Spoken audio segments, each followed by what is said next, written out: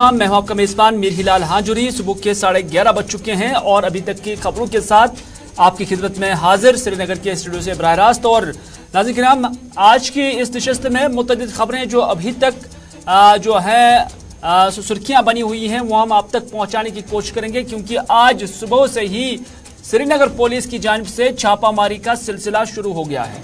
और श्रीनगर पुलिस की जानिब से ये जो छापामारी है ये एडवोकेट बाबर कादरी के कत्ल के मामले में जो है की गई है। और श्रीनगर के मुख्तलिफ इलाकों के अंदर, मुख्तलिफ रिहाइश गाहों के अंदर ये रेड्स चलाई गई हैं। पहले बताया गया था कि NIA की जानिब से ये रेड्स चलाई जा रही हैं, लेकिन बाद में पता चला, जिसमें श्रीनगर पुलिस ने भी इस बात की तस्दीक भी की है कि ये रेड्स जो है ये श्रीनगर पुलिस की जानिब से चलाई जा रही है। एडवोकेट बाबर कादिर के कत्ल मामले में श्रीनगर पुलिस ने एडवोकेट मियां अब्दुल कयूम के घर पर यह छापामारी की है। न सिर्फ एडवोकेट मियां अब्दुल कयूम के घर पर, बल्कि एडवोकेट मंजूर अहमद डार और एडवोकेट मुजफ्फर मोहम्मद के घर पर भी ये छापामारी की गई है। और इस छापामारी को एडवोकेट बाबर कादिर के कत्ल मामले की तहकीकात के सिलसिले के साथ जोड़ा जा रहा है। हालांकि लगभग 2 साल कबल एडवोकेट बाबर कादरी का कत्ल हुआ है और तब से लेकर आज तक इस हवाले से तहकीकात जारी है। और इस तनाजुर में आज सुबह से ही श्रीनगर पुलिस इन इलाकों के अंदर पहुंच गई थी और इनकी रिहाइश गाहों पर छापामारी हुई है।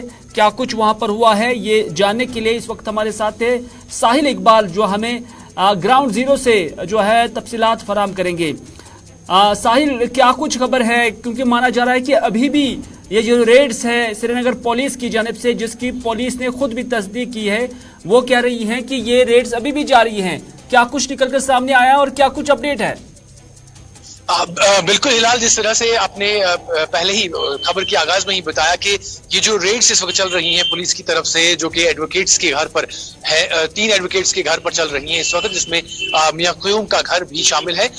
ये इसको जो लिंक है वो किया गया है एडवोकेट बाबर कादरी, जो कि एक जिस तरह से हम सब जानते हैं कि एक टीवी डिबेटर होने के साथ साथ एक वकील भी थे और वो क्रिटिक थे, जो बार एसोसिएशन है, जम्मू कश्मीर बार एसोसिएशन, उसके क्रिटिक थे। और उसके कत्ल के 2 दिन पहले या 3 दिन पहले ही ये भी खबर सामने आई थी कि जो मियां कयूम है उन्होंने उनको जान से मारने की धमकी भी दी थी। और उसके बाद जब उनका कत्ल हुआ था और उसके बाद फिर एक इन्वेस्टिगेशन का सिलसिला भी चला था और फिर बाद में पता चला था कि लश्कर तैयबा के एक मिलिटेंट हैं जिन्होंने उनका कत्ल किया है। और बाद में उस लश्कर तैयबा के मिलिटेंट को भी एक इनकाउंटर के दौरान मारा गया था। और उसी सिलसिले को लेकर आज फिर से एक बार रेड्स जो है चल रही हैं और फिर से एक दफा मियां कयूम का जो घर है वो इस वक्त रेड्स के नजर है, वहां पर रेड्स चल रही है। और उनके साथ साथ उनके 2 और एडवोकेट्स जो हैं उनके घर पर भी इस वक्त रेड चल रही है। पुलिस की तरफ से ये रेड है। और पहले जिस तरह से आपने कहा कि NIA की तरफ से बताया जा रहा था, फिर पुलिस ने बाज़ाब्ता से ट्वीट करके इसकी पूरी तरीके से जो है कंफर्मेशन दी है कि ये पुलिस की तरफ से वहां पर रेड्स चल रही हैं। और इस वक्त जो है कंटिन्यूअसली वहां पर रेड्स जो चल रही हैं। आपको मैं बता दूं कि 2020 सितंबर 2020 में जो है बाबर कादरी का कत्ल उनके रेजिडेंस जो कि हवल इलाके में वाक़ है वहां पर हुआ था।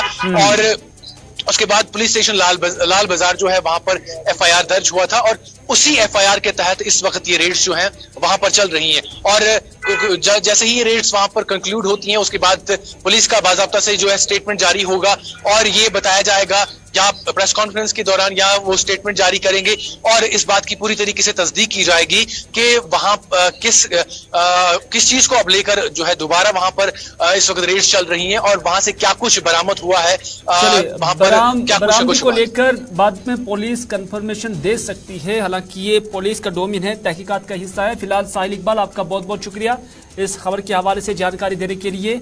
मुतअद्दिद जो घराने हैं वहां पर ये आज रेड्स चल रही थी और अभी भी माना जा रहा है कि चल रही है। और एडवोकेट बाबर कादिर के कत्ल मामले में जो लगभग साल 2020 के अंदर पेश आया था, वाक़ा हुआ था और उसमें बाबर कादिर को कत्ल किया गया था और उसी केस को बुनियाद बनाकर आज ये छापामारी हुई है। हालांकि यहाँ से क्या कुछ हासिल हुआ है उस हवाले से कोई तफसील अभी तक सामने निकलकर नहीं आई है।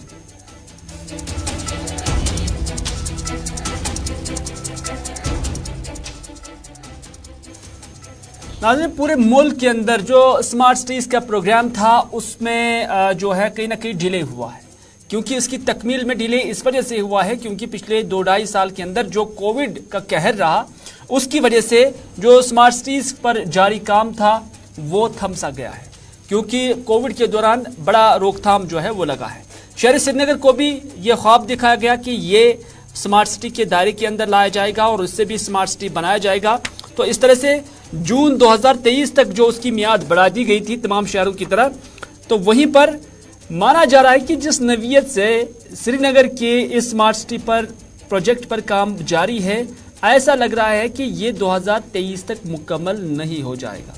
हालांकि इस हवाले से जब श्रीनगर म्युनिसिपल कॉरपोरेशन के कमिश्नर के साथ बात करते हैं तो उनका कहना है कि हम डबल शिफ्ट में जो काम है वो जारी रखेंगे या शुरू करेंगे और हम तवक्का कर रहे हैं कि प्रोजेक्ट डेडलाइन के अंदर अंदर ही मुकम्मल हो जाएंगे। पहले देखते हैं कि श्रीनगर म्युनिसिपल कॉरपोरेशन के जो कमिश्नर हैं आमिर अतहर वो क्या कुछ कहते हैं इस हवाले से। बाद में अपने नुमाइंदे के पास भी चलते हैं जो हमें ग्राउंड जीरो की कहानी बताएंगे। फिलहाल श्रीनगर म्युनिसिपल कॉरपोरेशन के कमिश्नर क्या कुछ कहते हैं, आइए देखते हैं।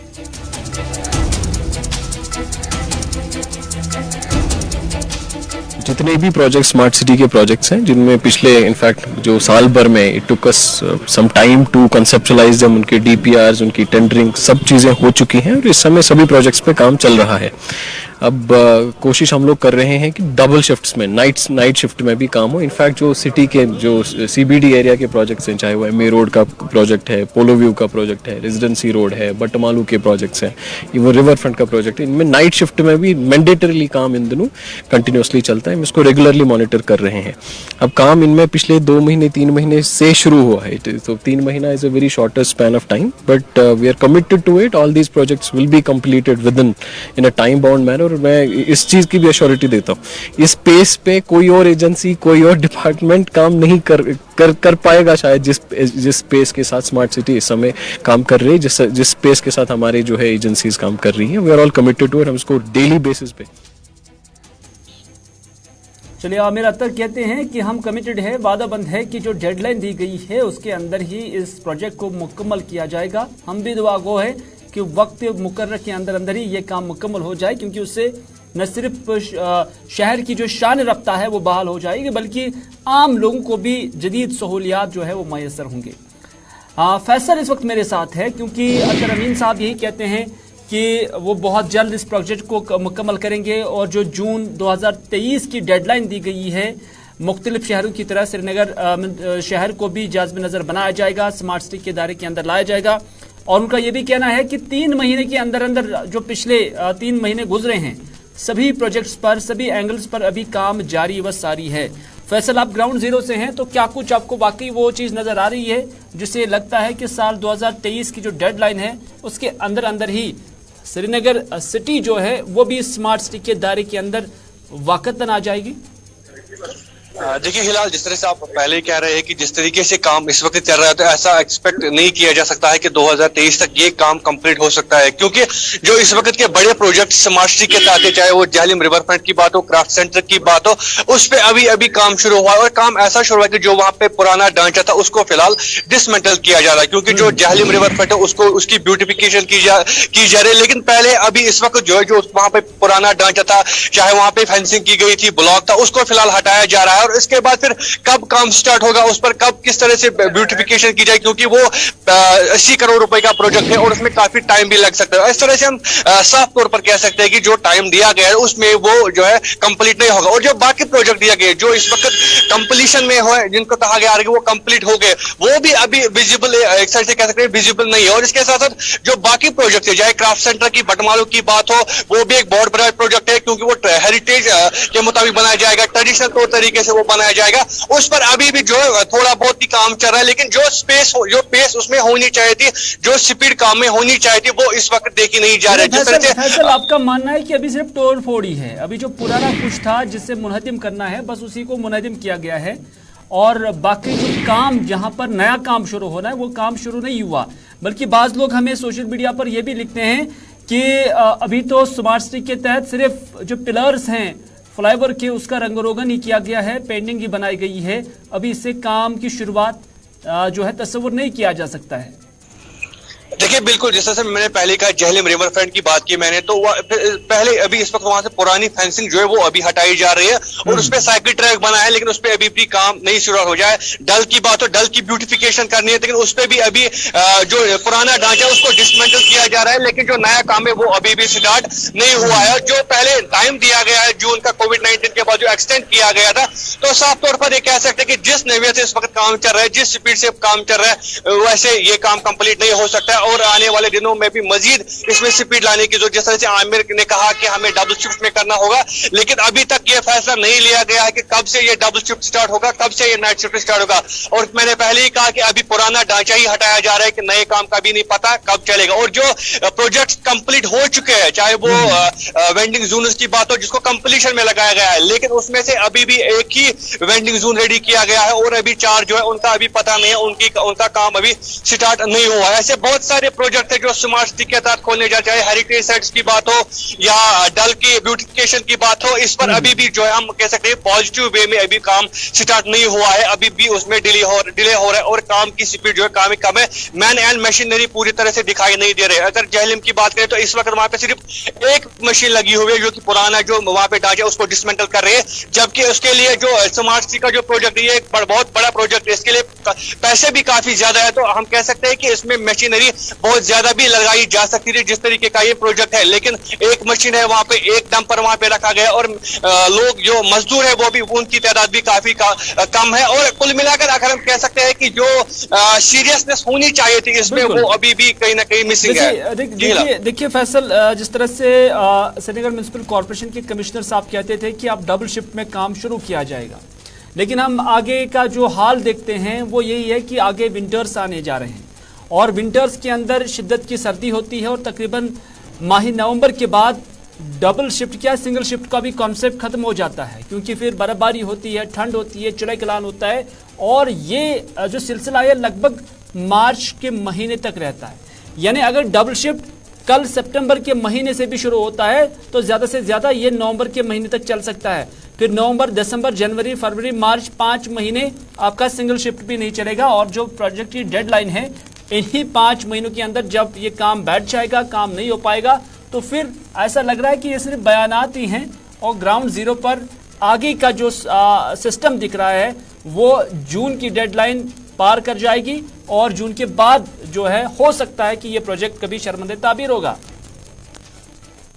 देखिए बिल्कुल हिलाल, इसके हवाले से लगातार जो है सीओ है स्मार्ट सिटी के आमिर अतर वो लगातार इसके लिए मीटिंग कर रहे हैं, गवर्नर साहब की तरफ से लगातार प्रेशर है, लेकिन बस मीटिंग ही हो रही है कि इसको कंप्लीट किया जाए और आए दिन नए नए प्रोजेक्ट स्मार्ट सिटी के तहत खोले जा रहे हैं, लेकिन जो पुराने हैं जिनके लिए डेडलाइन दी गई थी वो अभी भी नहीं चल रहे। आपको मैंने मिसाल दी थी वेंडिंग जोन की, वो पहला प्रोजेक्ट है स्मार्ट सिटी का जो 5 वेंडिंग जोन यहाँ पे बनाए थे, लेकिन 5 में से एक ही अभी रेडी है, वहां पे भी स्ट्रीट वेंडर्स को रिहेबिलिटेट नहीं किया जा रहा। जो 5 बनाने थे उसके लिए लैंड भी आइडेंटिफाई की गई, टेंडरिंग प्रोसेस सारा पेपर वर्क कंप्लीट है, लेकिन अभी भी काम शुरू नहीं है और ये भी अभी तक ये भी पता नहीं है कहां कहां पे बनाया गया। लैंड आइडेंटिफाई किया गया लेकिन अभी भी वो विजिबल है ही नहीं, क्या उस पे कोई काम स्टार्ट हुआ है या आने वाले दिनों में उस पे होगा, क्योंकि लगातार आप देख रही है स्ट्रीट वेंडर जो इनके खिलाफ एंटी एनक्रोचमेंट ड्राइव की जाए, इनका माल तोड़ा फोड़ा जा रहा है, लेकिन रेस्पॉन्सिबिलिटी जो है स्मार्ट सिटी के हुकाम की है, क्योंकि उन्होंने इनके लिए इंतजाम की बात की है लेकिन वो इंतजाम नहीं किए। बिल्कुल,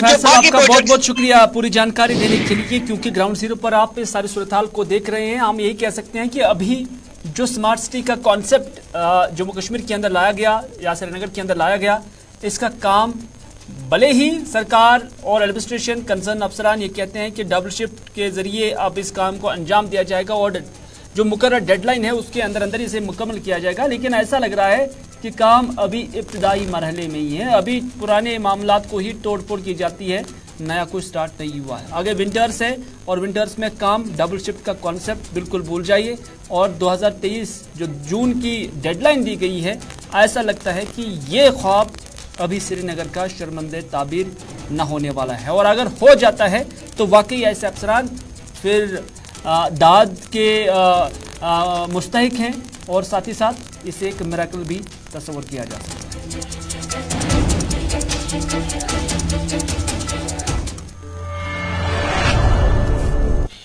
नाज़रीन, सोपोर फ्रूट मंडी के अंदर एक सुंदरी बाग ट्रक यार्ड का क़याम अमल में लाने के लिए इस पर काम जो है शुरू किया गया था। ये ट्रक यार्ड जो है इस पर काम काफ़ी सुस्त रफ्तारी से जारी है। लोगों का कहना है कि अगर इसकी तामीर से मंडी का जो लोड का दबाव है वो सड़कों पर कम हो जाता है, यानी मंडी के अंदर जो गाड़ियां आती हैं वो बाहर ही रहती हैं।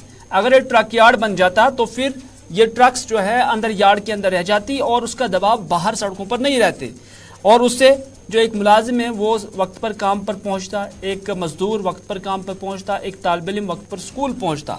उनका कहना है कि एक बीमार को भी काफ़ी ताख़ीर हो जाती है अस्पताल पहुंचने में, क्योंकि इन सारी ट्रक्स का चलने का जो दबाव है वो फिर आम सड़कों पर रहता है।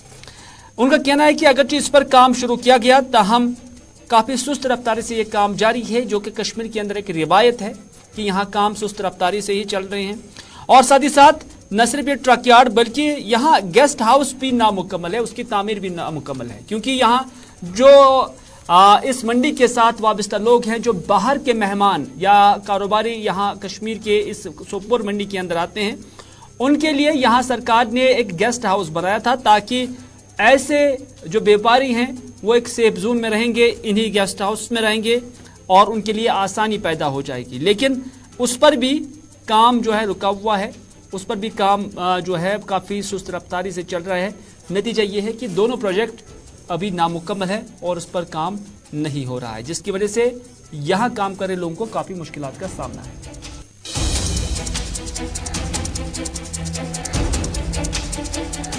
एक्चुअली जो बाग सुंदरी वो ट्रक टर्मिनल यहाँ पे बन रहा है, अभी काम चालू है, वो 97 कनाल्स पर मुश्तमिल है और उससे हमारी बहुत ही बड़ी प्रॉब्लम बहुत हद तक सॉर्ट आउट हो जाएगी। जो कि खाली ट्रक्स यहाँ पे मंडी के अंदर within the jurisdiction of mandi रहती है, जब वो बाग सुंदरी में रहेगी तो ऑटोमेटिकली यहाँ का जो जामिंग का जो प्रेशर है वो कम हो जाएगा।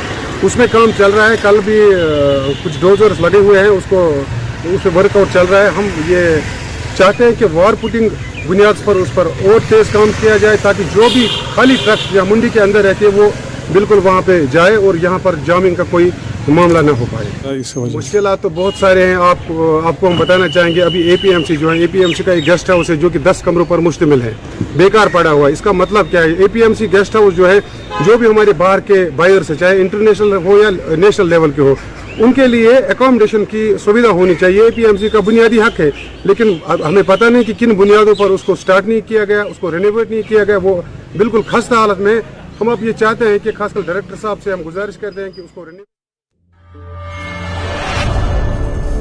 नज़ीर बानिहाल से ये खबर है कि बानिहाल कस्बे से सिर्फ आधे किलोमीटर की दूरी पर जो 4वे पर काम जारी है, तामीराती काम जारी है, वहां पर एक बड़ा बोल्डर, एक हैवी बोल्डर गिराने से जो ट्रैक है या रेलवे ब्रिज है उसके किनारे को नुकसान पहुंचा है, जिसकी वजह से 4वे में भी शिगाफ पड़ गया है, जबकि ट्रैफिक की आमद रफ्त पर भी खलल पड़ गया है।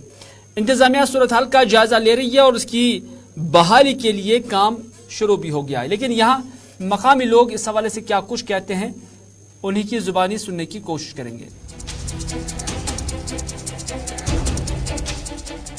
ये तो इन्होंने मतलब जाता में इन्होंने एक 10-15 दिन में बंद किया। आज इन्होंने मतलब काम लगाया है ना, अभी की बात है, अभी पत्थर है, अभी इधर मोड़ के हम सोचे पत्थर ऊपर से आया, वो ब्रिज के ऊपर चढ़ के नाले में हो गया। देखो कैसा ये टूट गया है, 4 एंगल, 2 एंगल इधर से निकल आए हैं।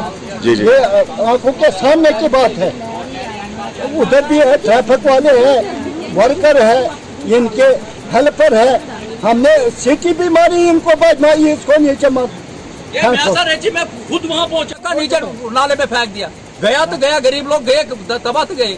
किसी का वो एहसास ही नहीं है कि यार कि यहाँ 10 बस्तियां हैं, इस पे 10 गाँव पड़ रहे हैं इस रोड पे।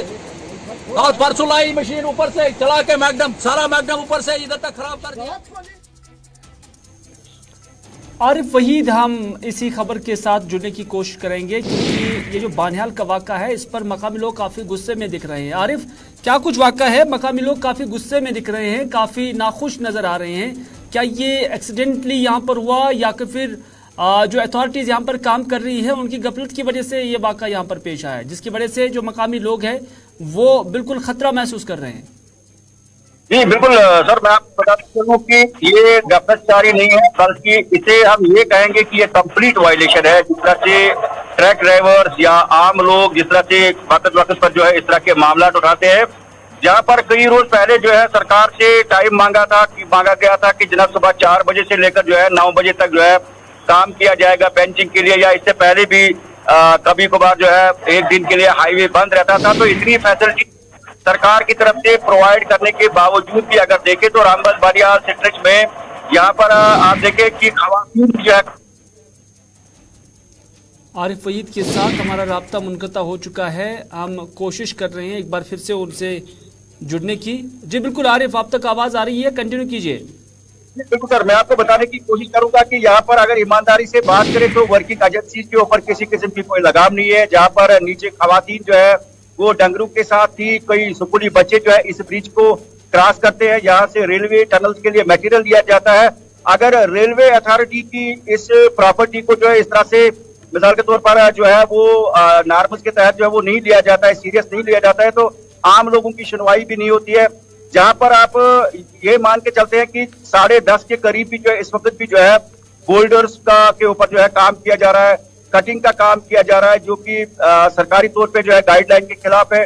और इस तरह से अगर देखें तो रामबन बानियाल सेक्टर में जो दरियाई यानी जो नाला बिशरी बहता है, तो उसपे आप देखें तो उसमें मलबे के ढेर है। जहां पर सरकार ने कहा था कि डंपिंग यार्ड जो है लोकल लोगों से लिए जाए जमीन, ताकि उसमें जो कटिंग वगैरह का जो मटेरियल होता है डंपिंग यार्ड्स में लिया जाए, लोकल सतह पे लोगों को भी जो है थोड़ा सा फायदा हो जहाँ से ये 4 लाइन गुजरता है। लेकिन यहाँ पे अगर देखें तो फिशरीज डिपार्टमेंट की भी धज्जियां उड़ाई जा रही है, यानी जो वाटर बॉडीज है उसका तहस नहस किया जा रहा है। तो कहीं ना कहीं पे आज 10:30 के करीब जो है ये बोल्डर, जबकि एजेंसी को पता है कि यहाँ से रेलवे की गाड़ियों का गुजर होता है, जो दर्जनों इलाके हैं वहां के बच्चे जो है स्कूल जाते हैं, फिर भी एक विशाल बोल्डर जहाँ जो की कई टन वजनी जो है उसको ड्रॉप किया गया, उसके साथ में जो है दर्जनों जो है बोल्डर जो है वो दरिया में जाकर गिरे। और कहीं ना कहीं पे गनीमत ये रही कि किसी की चले किसी की जान न गई है, सबकी जानें बची हैं, बड़ी बात यही है। और इसमें जो गाइडलाइंस हैं उसकी वायलेशन हो रही है। आरिफ वहीद हमें अपडेट कर रहे थे बानिहाल से, उन्होंने कहा कि इनडायरेक्टली हम कह सकते हैं कि जब गाइडलाइंस का पालन नहीं होता है तो फिर इससे लापरवाही कही जा सकती है, और लापरवाही के सबब ही यहाँ पर यह हादसा हुआ है।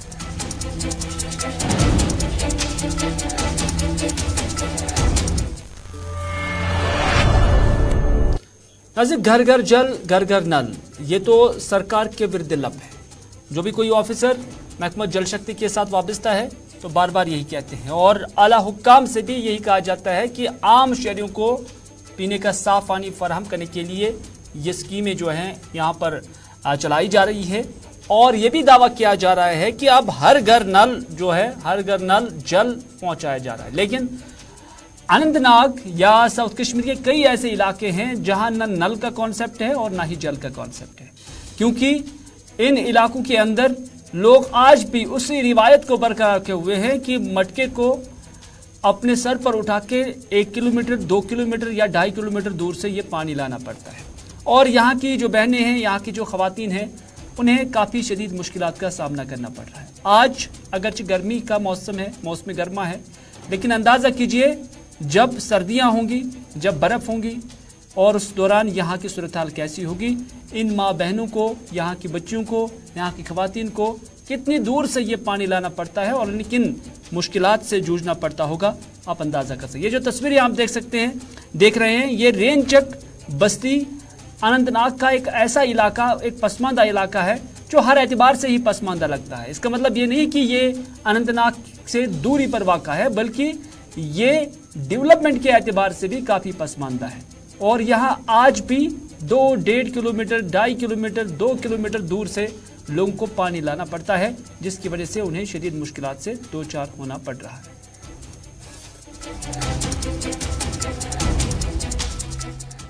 हम रेल चलना पड़ता है आपको? बहुत दूर से, नीचे से, नाग से। हमें पानी नहीं। तो क्या कहना चाहते हो आप? हम यही कहना चाहते हैं सरकार से हमें पानी दीजिए। हम यही कहना चाहते हैं सरकार को हमें पानी दीजिए। हमें पानी नहीं, आप देख रहे हैं हम कितनी दूर से पानी लाते हैं। मेरा नाम है रुबीना बीबी। मैं रहती हूँ रेन चाक में। हमें पानी की बहुत दिक्कत है। अच्छा। हमें पानी नहीं मिला। हर गांव में हर कोचू में पानी मिला है। हमें पानी की बहुत दिक्कत है। हमारी बच्चियां जाती हैं इधर से रेन आड़े में, उधर से पानी लाती हैं और कपड़ा भी वहाँ देना पड़ता है। हमको बहुत परेशानी है। हमको गवर्नमेंट अगर ये हमारी अर्ज है कि हमको पानी की बहुत परेशानी है। हमारा नाज़रीन, आज के उर्दू खबरनामे में बस इतना ही। अपने मेजबान मीर हिलाल हाजिर को दीजिए दोपहर 4 बजे तक इजाजत, इस वादे के साथ कि अगर जिंदगी रही शाम 4 बजे आपसे स्पेशल रिपोर्ट में फिर होगी मुलाकात। तब तक के लिए दीजिए इजाजत। खुदा हाफिज।